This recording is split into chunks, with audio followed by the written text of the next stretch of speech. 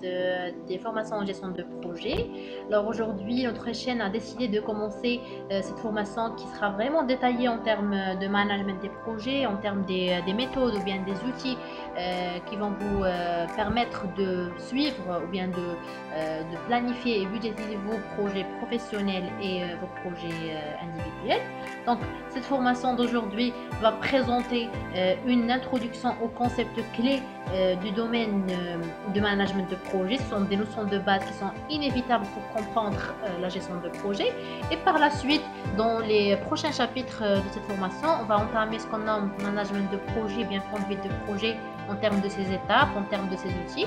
Et par la fin, une partie qui sera dédiée à l'outil MS Project, Perte et Gain, pour planifier et suivre les activités de vos projets professionnels. Donc cette formation va fournir une ligne directrice qui va vous permettre de vraiment de manager vos projets. Alors je commence par le concept de projet selon le PMI-Book. Donc un projet, c'est un effort temporaire exercé dans le but de créer soit un produit ou bien un service ou bien un résultat unique. Donc tout simplement, lorsqu'on parle d'un projet, c'est l'ensemble des activités qui sont bien limitées dans le temps, c'est-à-dire il y a une date de début et il y a une date de fin, pour donner par la fin soit un produit, soit un service ou bien un résultat unique. Alors la fin d'un projet, il est atteinte lorsque soit les objectifs du projet sont satisfaits, ces objectifs qui sont bien définis au niveau du lancement et au démarrage du projet, soit le projet est arrêté, il y a des fois des imprévus qui empêchent la continuité normale du projet, et par la fin, il y a des fois un projet qui n'est pas utile, donc tout simplement, on doit mettre fin à ce projet. Alors, un schéma qui peuvent visualiser, qui peuvent vous donner une idée générale sur en quoi consiste la conduite de projet.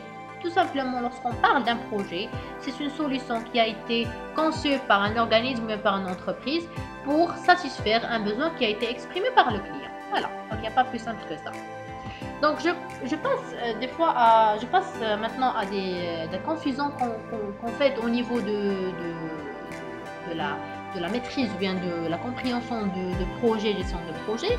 C'est le concept du caractère temporaire du temps, du projet, ou bien la durée du projet.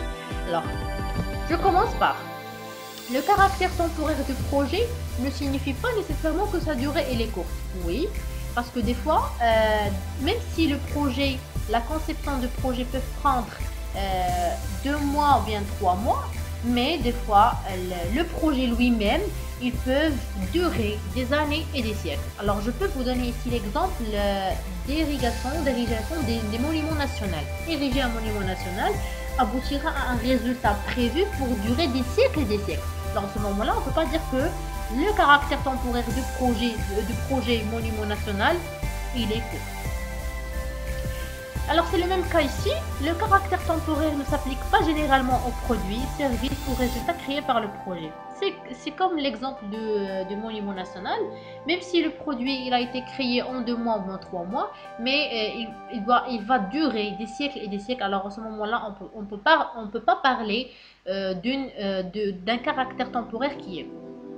Et aussi on parle de ce concept-là qui est très important, c'est les projets qui peuvent avoir un impact social, économique et environnemental dans la durée et plus long que les projets eux-mêmes.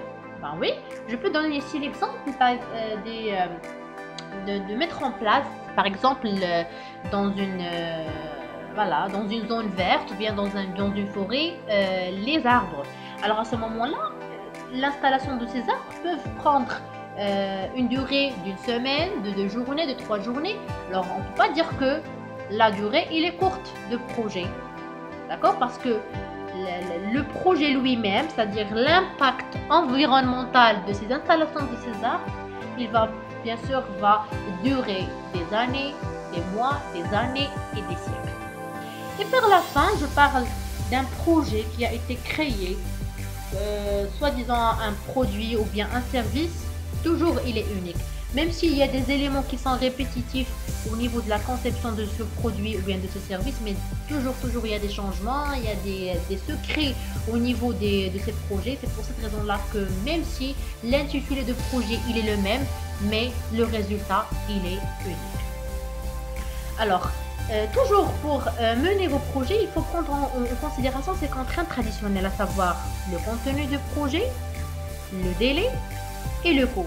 Et bien sûr, c'est le maestro, le chef de projet, qui doit parvenir à un équilibre entre ces objectifs, ces triples contraintes traditionnelles. Alors, je passe maintenant à la gestion de projet. Donc, nous avons dit que le projet, ce sont l'ensemble des activités qui sont bien définies dans le temps. Alors ici, on vient de gérer ce projet, on vient de gérer ces activités pour satisfaire les exigences. Donc, tout simplement, la gestion de projet est l'application de connaissances, de compétences, d'outils et de techniques aux activités d'un projet afin de satisfaire les exigences. Alors, toujours la gestion de projet, elle est structurée selon 5 processus, à savoir l'initiation, bien démarrage de projet, c'est-à-dire l'avant-propos projet. Par la suite, la planification de projet, puis l'exécution de projet, c'est-à-dire l'exécution des tâches qui sont déjà planifiées au niveau de l'étape précédente. Par la suite, le suivi et le contrôle, et par la fin, la clôture. Donc, nous allons voir ces étapes en détail dans les prochaines vidéos. Donc ici, c'est juste pour donner ou bien pour avoir une idée globale sur le management de projet, sur la gestion de projet en termes de ces concepts. Alors ici, bien sûr, comme nous avons déjà vu au niveau du projet ces contraintes, donc bien sûr dans la gestion de projet, il y a pas mal de contraintes concurrentes, à savoir la gestion du contenu, c'est-à-dire le contenu, comment il doit être réalisé, comment il doit être exprimé au niveau de la charte de projet. Aussi, on parle de la gestion de la qualité, la gestion d'échéance, c'est-à-dire la date pour finir le projet, la gestion du budget, le coût pour concevoir le projet, la gestion des ressources, c'est-à-dire combien on doit avoir des ressources matérielles, des ressources humaines, et par la fin, la gestion des risques. Donc, bien sûr, comme dans le projet, et c'est pareil ici dans la gestion de projet, le chef de projet, c'est celui qui doit parvenir à un équilibre entre ces contraintes concurrentes. Donc, je passe maintenant à ces notions de base, ou bien ces concepts qui sont inévitables et indispensables pour comprendre les étapes de la gestion de projet. On va les voir par la suite ces notions, donc il faut les comprendre pour ne pas avoir une confusion entre les termes. Je commence par la charte de projet. Donc avant de démarrer le projet, ce document là, c'est la charte de projet, il est indispensable pour valider le projet. Il contient les exigences initiales, il contient les attentes des parties prenantes, il contient les coûts, il contient le contenu, les objectifs opérationnels. Donc le document, ça change d'un projet d'un autre, mais il est indispensable pour démarrer le projet. Par la suite, on parle des parties prenantes ou bien les parties intéressées. C'est toute partie ou bien toute personne ou bien un organisme qui peuvent être impactés ou être impactés par le projet. On parle aussi d'un livrable. Un livrable, c'est le résultat obtenu dans chaque phase de projet. Maître d'ouvrage ou maître d'œuvre, donc ce sont des notions qui sont très importantes, il ne faut pas le confondre. Quand on parle d'un maître d'ouvrage, c'est soi-disant c'est celui qui représente le besoin du client, c'est celui qui essaye d'étudier la faisabilité du projet, d'étudier le coût. Donc ça c'est l'acronyme de maîtrise d'ouvrage.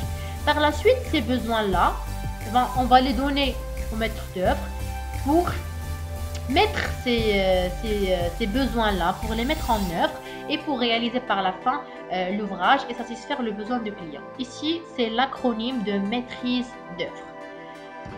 On parle aussi de périmètre, donc toujours pour gérer un projet, il faut mettre en place un périmètre de vos projets, c'est-à-dire c'est quoi les parties hors périmètre et c'est quoi les parties qui sont en périmètre pour empêcher les conflits dus à des malentendus sur l'étendue des livrables. On parle aussi de délai ou bien l'objectif temporel, s'il est exprimé en termes de délai final ou de durée de projet. On parle aussi d'un concept d'échéancier, soit délai ou bien échéancier. Les enjeux, c'est le pourquoi, c'est la finalité du projet, les bénéfices attendus. Le commanditaire, c'est toute personne qui prend en charge le finance du projet. Sous-projet, phase ou non, bien sûr, un grand projet, il est décomposé en sous-entités qui sont gérées par des entités qui sont différentes. Le programme, c'est un groupe de projets gérés dépendamment les uns les autres pour consolider, pour visualiser un résultat global. et le portefeuille. Le portefeuille, il est inclus dans le programme. C'est un groupe de programmes qui est géré indépendamment les uns les autres, mais qui sont consolidés. On parle aussi d'un jalon bien milestone. C'est la fin d'une étape ou bien la fin d'un travail. Dans chaque fin d'une étape, c'est-à-dire dans chaque jalon, on doit présenter un livrable. Un livrable, c'est le résultat d'une phase. Et par la fin, on parle d'un échéancier ou bien délai ou bien date échéancier. C'est elle qui indique la date à laquelle une opération doit être réalisée. Donc en gros, c'est ça les notions de base qu'il faut les connaître au niveau de la gestion de projet. On va les revoir en détail par la suite. Donc j'espère que cette vidéo-là a été assez claire pour comprendre les concepts clés du domaine de management de projet. Alors si vraiment cette formation ça vous intéresse, alors n'oubliez pas de s'abonner à notre chaîne pour que vous puissiez voir nos formations à temps et toujours en attente de vos commentaires et de vos suggestions sur cette formation. Je vous remercie de votre attention et merci encore.